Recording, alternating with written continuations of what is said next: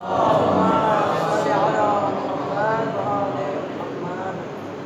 باللہ من الشیطان اللعین الرجیم بسم اللہ الرحمن الرحیم الحمدللہ الذی نور قلوب العارفین بنور الامام الحجہ واکمل ایمان المسلمین والمؤمنین بولایت امیر المؤمنین علی بن ابی طالب الصلاۃ والسلام والتحیۃ والاکرام على أفضل الموجودات الرسول المصدق والمصطفى الأمجد المحمود الأحمد أعني أبا القاسم محمد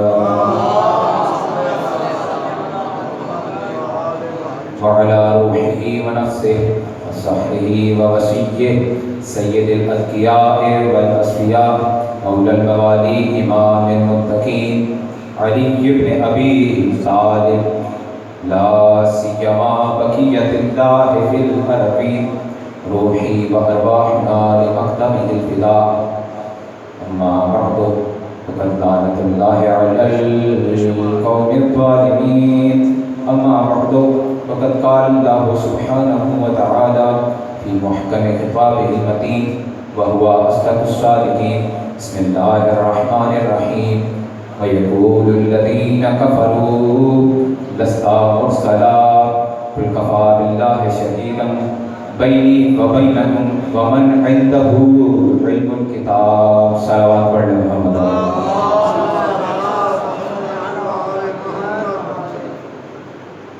سب سے پہلے آپ صاحبان کی خدمت میں شب شہادت امیر المؤمنین امام المتقین مسیح رسول رب العالمین کی مناسبت سے تعزیت پیش کرتا ہوں۔ اس کے بعد سب سے پہلے تو یہ گزارش کرنا چاہوں گا کہ رسول اکرم صلی اللہ علیہ وآلہ وسلم نے فرمایا ہے، ان کا ارشاد ہے زینوا مجالسکم بذکر علی بن ابی طالب، اپنی مجالس کو زینت دو علی کے ذکر سے، بے شک غم کی رات ہو لیکن جب تک ذکر علی نہ ہوگا فضیلت نہ ہوگی۔ تو گزارش یہی ہے جس طرح ایام جشن میں، ایام محفل میں، ایام خوشی میں خوشنما طریقے سے فضائل سماعت فرماتے ہیں، آج بھی امید ہے ذکر علی ابن ابی طالب اسی جوش و خروش سے سماعت فرمائیں گے، اور انشاءاللہ بعد میں جب مسائل کا مرحلہ آئے گا تب انشاءاللہ ذاکر صاحب اور آپ کے سامنے مسائل ذکر کیے جائیں گے، لیکن کچھ دیر ضرور میں آپ کا وقت لوں گا۔ آج مجھے اس ہستی کے فضائل پڑھنے ہیں جس کے متعلق رسول اکرم صلی اللہ علیہ وآلہ وسلم فرماتے ہیں، اگر تمام سمندروں کا پانی سیاہی بن جائے، تمام درخت قلم بن جائیں، تمام جن و انس لکھنے والے بن جائیں، اور زمین و آسمان کی تمام خلا کو پر کر دیں لکھ کے، پھر بھی اگر میرے علی کے فضائل لکھے جائیں ان کا احاطہ نہیں ہو سکتا۔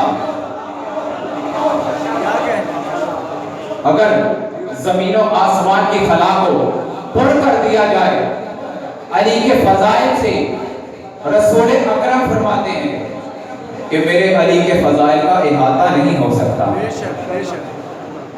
علی کے فضائل شمار نہیں ہو سکتے۔ کسی نے امیر المومنین سے پوچھا، یا علی قرآن میں آپ کی شان میں کئی آیات نازل ہوئی ہیں، بتائیں ان میں سے سب سے زیادہ آپ کو کون سی آیت پسند ہے؟ یاد رہے قرآن کی 6236 آیات ہیں۔ کتنی آیات ہیں؟ 6236، اور ان میں سے 1000 آیات شان علی میں نازل ہوئی۔ 1000 آیات قرآن کا چھٹا حصہ جس ہستی کا قصیدہ کو ہے اسے علی ابن ابی طالب،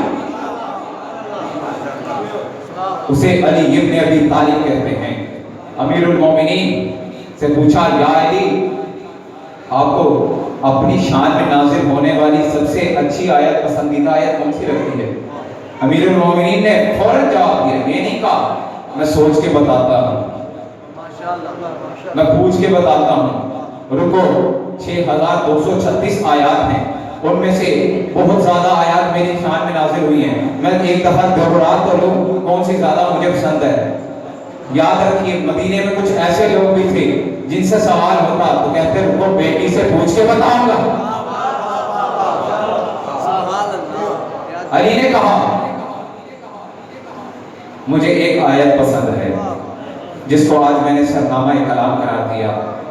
علی فرماتے ہیں بسم اللہ الرحمن الرحیم، سورہ رات آیت نمبر 43، اس سورہ کی آخری آیت۔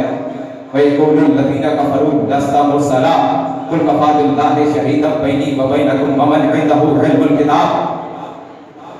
اے میرے حبیب، یہ جو کفار ہیں یہ کہتے ہیں آپ اللہ کے رسول نہیں، آپ کو رسالت عطا نہیں کی گئی، اب اللہ کے رسول نہیں۔ حالانکہ روایات میں آیا ہے اللہ نے حبیب کو جتنے معجزات عطا کیے اتنے کسی نبی کو عطا نہیں کیے۔ چاند کو ٹکڑے کرنے والا میرا نبی، ہاتھ کے سنگریزے بلوانے والا میرا نبی، درخت کو بلوانے والا میرا نبی، قرآن جس کی رسالت کا معجزہ میرا نبی، اس قدر معجزات دیے، پھر بھی کفار نے کہا آپ کو اللہ نے رسول بنا کر نہیں بھیجا۔ جب پھر دوبارہ تکذیب کی نا، پروردگار نے کہا یقول الذین کفروا لست مرسلا، جب کفار نے کہا اے حبیب آپ رسول نہیں، اللہ نے آپ کو رسالت نہیں دی، پروردگار کی آواز آئی قل کفیٰ باللہ شہیدا بینی وبینکم ومن عندہ علم الکتاب۔ اے میرے حبیب کہہ دیجئے مجھے تمہارے ایمان کی ضرورت نہیں، میرے رسالت کی گواہی کے لیے وہ اللہ کا بھی ہے اور وہ ہستی کا بھی جس کے پاس پوری کتاب کا علم ہے، پورے قرآن کا علم ہے۔ تو پوچھنے والے نے کہا یا علی اگر آپ کو یہ آیت پسند ہے تو بتائیے اس کی وجہ کیا ہے، اس کا سبب کیا ہے، آپ کو یہی آیت کیوں پسند ہے؟ امیر المومنین مسکرا کر کہتے ہیں اس آیت میں اللہ نے رسالت کی گواہی کے لیے اپنے بار بلا فصل میرا نام لیا، اپنی گواہی کے لیے، رسول کی رسالت کی گواہی کے لیے اپنے بعد جس کا تذکرہ کیا وہ میں علی۔ درود پڑھ لیجیے محمد والا۔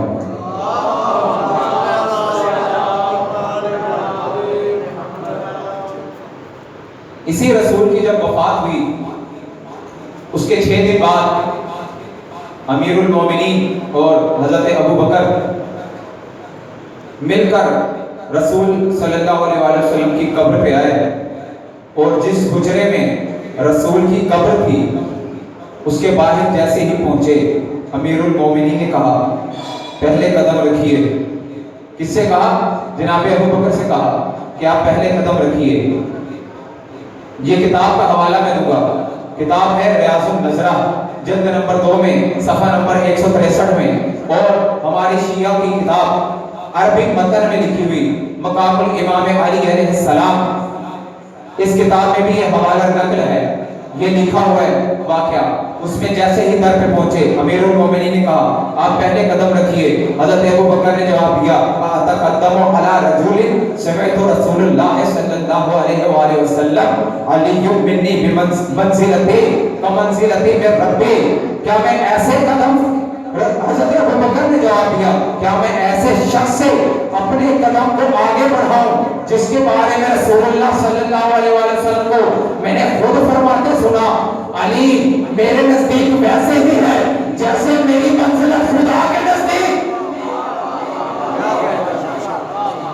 ارے اسی رسول کے فرمان سے میں یہ کہنے کا حق چاہتا ہوں، ارے جو شخص علی سے ایک قدم بڑھنے کو اہلیت نہیں رکھتا رسول کے منبر پر بیٹھنے کی کیسے؟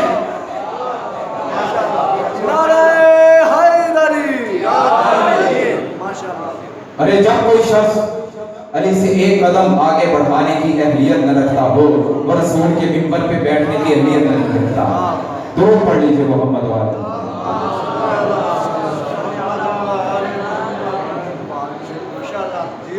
ایک اور واقعہ آپ کی سماعت میں نظر کروں گا، یہ بھی حضرت ابو بکر سے ہی مروی ہے، ابن عباس کی روایت ہے، انہوں نے یہ روایت نقل کی ہے کہ حضرت ابو بکر ابو ہریرہ کی روایت نقل کرتے ہیں، کہتے ہیں کہ ابو ہریرہ نے خود مجھ سے کہا کہ میں ایک دن رسول اکرم صلی اللہ علیہ وآلہ وسلم کی خدمت میں پہنچا تو دیکھا کہ ان کے پاس کچھ کھجوریں ہیں۔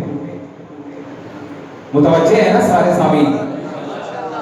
رسول اللہ صلی اللہ علیہ وسلم کے پاس کچھ کھجوریں ہیں، تو میں نے جا کے رسول اللہ صلی اللہ علیہ وسلم کو سلام کیا، رسول نے مجھے جواب سلام دیا اور مٹھی بڑی اور کھجوروں کی مجھے عنایت کی، ابو ہریرہ کہتے ہیں، اور میں نے کھجوریں وصول کی اور جا کے گنتی کی تو گنتی میں کل 73 کھجوریں تھیں۔ کتنی کھجوریں تھیں؟ 73۔ کہتا میں جیسے ہی رسول سے فارغ ہوا میرا گزر علی ابن ابی طالب کے پاس سے ہوا، میں نے دیکھا ان کے پاس بھی کھجوریں تھیں، میں علی کے پاس گیا، سلام عرض کیا، انہوں نے بھی جواب سلام دیا اور انہوں نے بھی رسول کے جیسا فعل کیا، مٹھی بھری، اور ابو ہریرہ کو مٹھی بھر کے کھجوریں دے دی۔ کہتا ہے میں نے ان سے بھی کھجوریں لے لی اور جب گیا کھجوریں گنی وہ بھی 73 تھیں۔ توجہ کا طالب ہوں، رسول سے کھجوریں لی وہ بھی 73، علی سے کھجوریں لی وہ بھی 73۔ بڑا متعجب ہو گیا، تعجب میں پڑ گیا، رسول کی خدمت میں چلا گیا، کیا رسول اللہ یہ کیا ماجرا ہے؟ آپ نے مجھے کھجوریں دی وہ بھی 73، علی نے کھجوریں دی وہ بھی 73، تو رسول صلی اللہ علیہ وسلم نے ارشاد فرمایا اما علمتا ان یدی و ید علی فی العدل سواء، اے ابو ہریرہ تجھے اتنا بھی نہیں پتا میرا ہاتھ اور علی کا ہاتھ عدالت میں ایک برابر ہے۔ اس مقام پہ مجھے وہ رسول کی حدیث یاد آ گئی، انا علی من نور واحد، میں اور علی ایک ہی نور سے بنے ہیں۔ ارے جس جو ایک نور سے تخلیق ہو اس کے ہاتھوں کی عدالت بھی تو ایک ہی ہوگی۔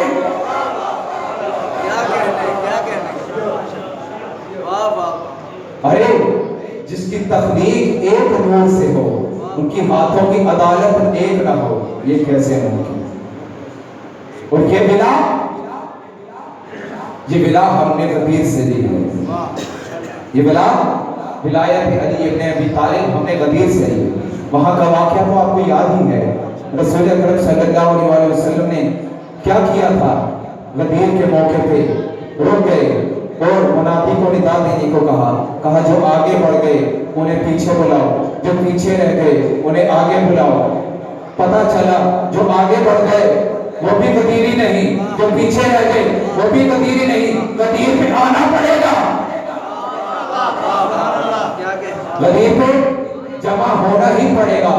اور رسول نے فقط وہ مسلم کے لیے اور نظریہ بنایا بلکہ آج بھی غدیر ہمارا عقیدہ ہے، آج بھی رسول کا وہی فرمان باقی ہے، ارے غدیر پہ جمع ہو جاؤ، نہ اس سے آگے بڑھو نہ پیچھے رہو، جو اس سے آگے بڑھ گئے وہ پیچھے آؤ، جو اس سے پیچھے رہ گئے وہ آگے آؤ۔ اگر ابھی بھی سمجھ نہیں لگی تو میں پھر بیان کر دیتا ہوں، جو علی کو اللہ کہنے لگے پیچھے آؤ، جو کہتے ہم جیسا آگے آؤ، جو کہتے ہم جیسا آگے آؤ۔ ارے علی کی رسول نے امامت کا اعلان یہ کیا، نہ علی اللہ ہے نہ تم جیسا، نہ علی کو اللہ کہو نہ تم جیسا کہو، بلکہ علی مولا ہے۔ نہ علی اللہ ہے نہ علی تم جیسا، علی مولا ہے۔ جو غدیر سے آگے بڑھ گئے پیچھے آؤ، جو پیچھے رہ گئے وہ آگے آؤ۔ یہاں مجھے ایک ربائی یاد آ گئی، آپ سامعین کی گوش گزار کر دیتا ہوں کہ ہم نے ولایت غدیر سے لی ہے۔ تو شاعر کہتا ہے حیدر کو چھوڑ کر جو بنائے ہیں پیشوا، جب تک سامعین کی توجہ نہیں ہوگی تو ہمراتا رہوں گا۔ حیدر کو چھوڑ کر جو بنائے ہیں پیشوا، حیدر کو چھوڑ کر جو بنائے ہیں پیشوا، محشر میں خود کہے گا کہ اچھا نہیں کیا۔ حیدر کو چھوڑ کر جو بنائے ہیں پیشوا، محشر میں خود کہے گا کہ اچھا نہیں کیا۔ ارے محشر میں خود کہے گا اچھا نہیں کیا۔ حیدر کو چھوڑ کر جو بنائے ہیں پیشوا، محشر میں خود کہے گا کہ اچھا نہیں کیا۔ ارے ان پہ کر رہا ہے بھروسہ، کمال ہے جن پہ کبھی نبی نے بھروسہ نہیں۔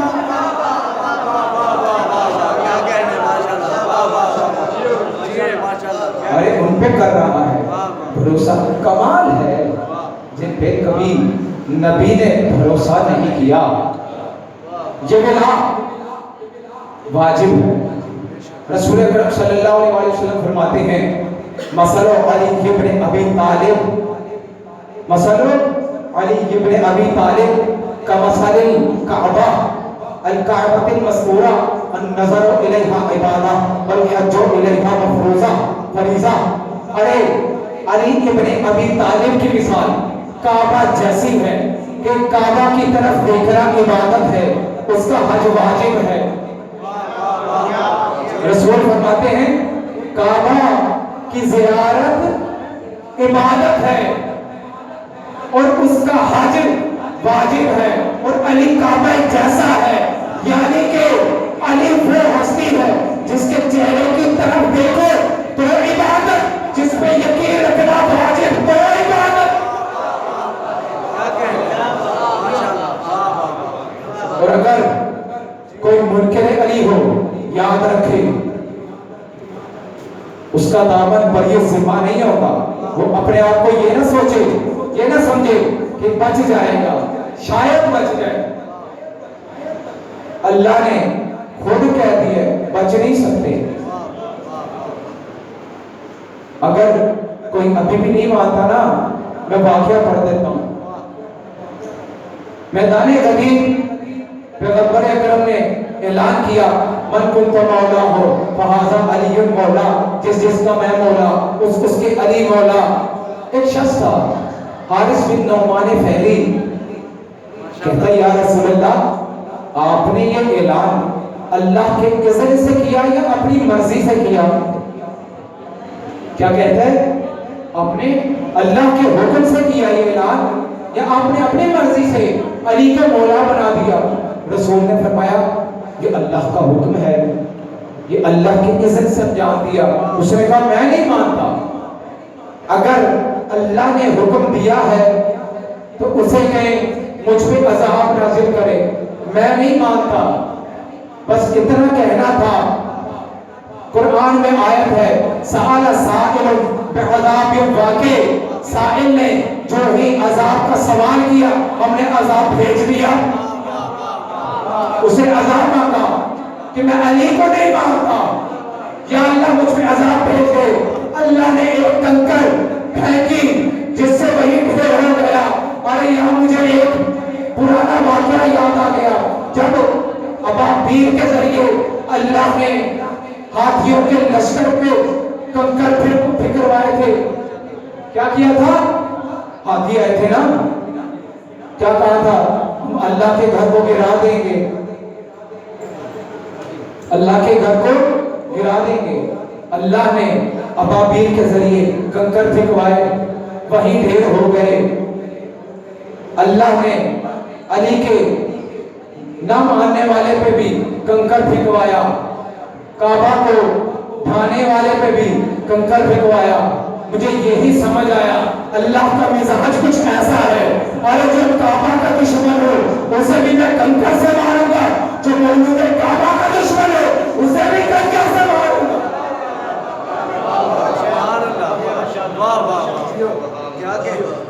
جو کعبہ کا دشمن ہو جائے اسے بھی کنکر سے ماروں گا۔ اور مجھے یہی بات سمجھ آئی کہ یا اللہ تو نے اتنے بڑے لشکر کو اتنے چھوٹے کنکر سے کیوں مارا؟ عجب نہیں جواب آئے، میں چاہتا یہ تھا بعد میں یہ بھی اپنے آپ پہ فخر نہ کرے میں جو بھی ہوں، لیکن مجھے مارا علی نے۔ اسی لیے ایک چھوٹے سے کنکر سے مار کے بتایا تیری تیری اوقات یہ ہے کہ تو علی کو نہیں مانتا، تو علی کو نہ مانے، ایک کنکر بھی تیرے لیے گرا بن جاتا ہے۔ صلوات پڑھ لے محمد علیہ۔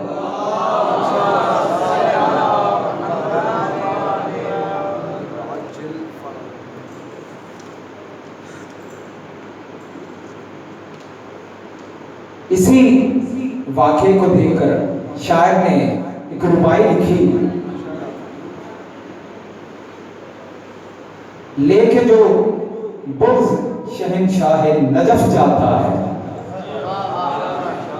لے کے جو بغض شہنشاہ نجف جاتا ہے، ہو کے دنیا سے وہ محروم شرف جاتا ہے، ہو کے دنیا سے وہ محروم شرف جاتا ہے۔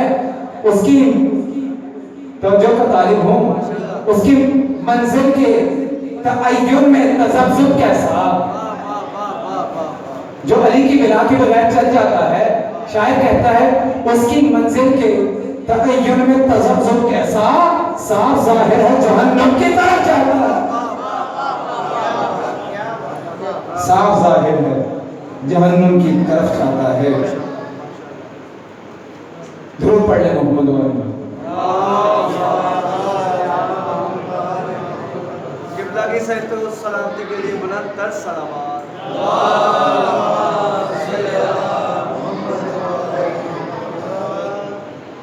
بس آخری واقعہ اور آپ لوگوں کی زحمت تمام، ذکر غدیر چل رہا ہے نا، مولا کے موالی بیٹھے ہیں، یقیناً دل میں ایک لطف اٹھتا ہے کہ ہم اپنے امام کا ذکر سن رہے ہیں، ہم اپنے مولا کا ذکر سن رہے ہیں۔ ایک بڑا لطیف واقعہ ہے، بڑا غدیر کے موقع پر ہر شخص آتا رہتا ہے، علی ابن ابی طالب کی بیعت کرتا رہتا ہے، علی ابن ابی طالب کی بیعت کرتا رہتا ہے۔ کچھ اشخاص نے دیکھا کہ علی بیعت کے لیے ہاتھ یوں نہیں کر رہے بلکہ ہاتھ یوں رکھا ہوا ہے۔ ادھر دیکھیے گا، علی ہاتھ بیعت کے لیے یوں نہیں کر رہے بلکہ یوں رکھا ہوا ہے، جو آ رہا ہے بیعت یوں کر رہے ہیں۔ وہ صحابی اٹھے، رسول کی خدمت میں گئے، رسول سے کہا یا رسول اللہ ہمیں یہ ماجرا سمجھ نہیں آئی، جو بیعت لیتا ہے وہ تو یوں بیعت لیتا ہے، لیکن علی نے ہاتھ یوں کر رکھا ہے، جو آیا ہے اس سے بیعت یوں کرتے ہیں، یا رسول اللہ یہ ماجرا کیا ہے؟ رسول نے فرمایا میں نے اعلان امامت کر دیا، اب یہ ماجرا علی سے جا کے پوچھو، اگر پوچھنا بھی چاہتے ہو جاؤ علی سے پوچھو۔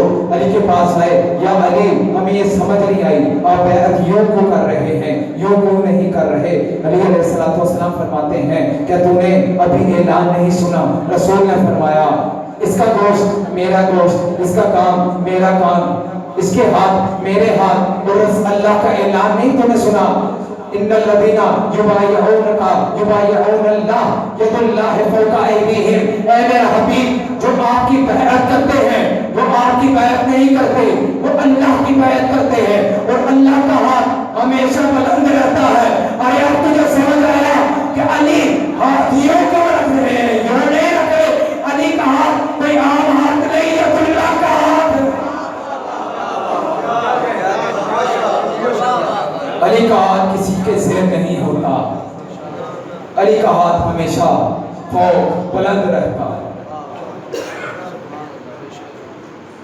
علی کا ہاتھ ہمیشہ بلند رہتا ہے۔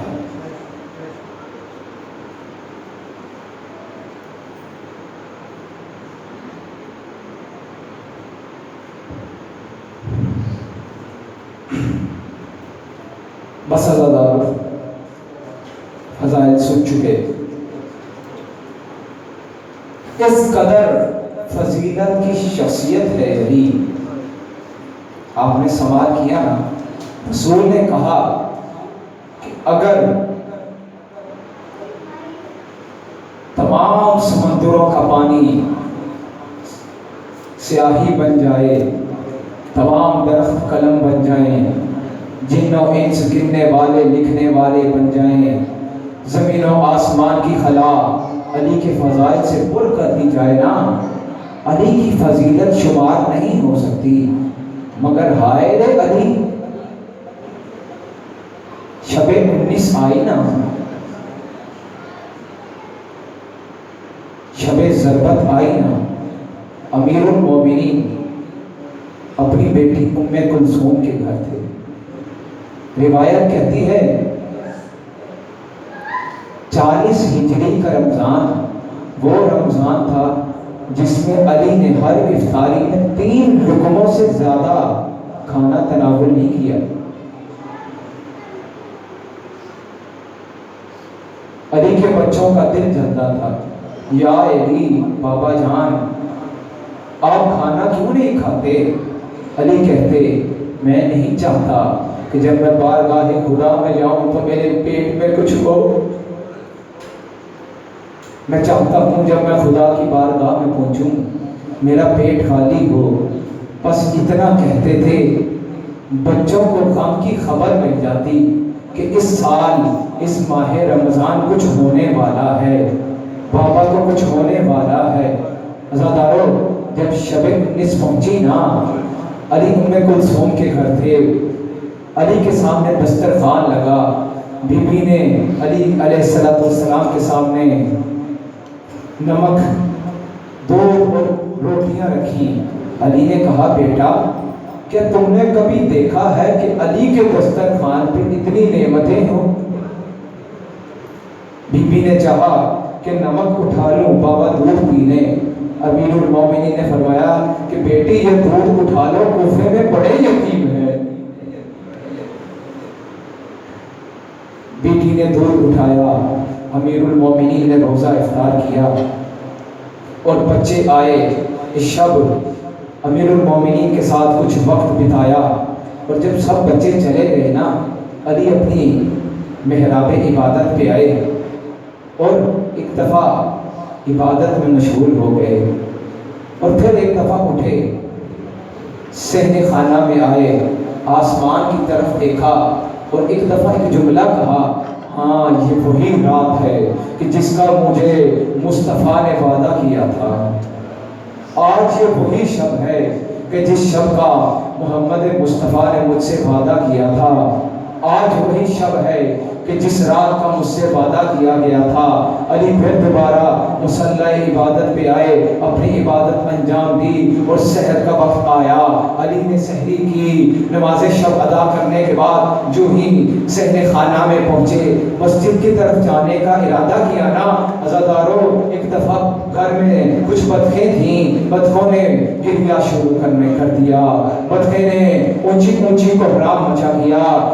عزادارو جو ہی بی بی نے انہیں خاموش کرانا چاہا نا، علی نے کہا آج انہیں رونے دو، آج یہ نوحہ کر رہی ہیں، آج ان کا ایمان جانے والا ہے، آج انہیں رونے دو۔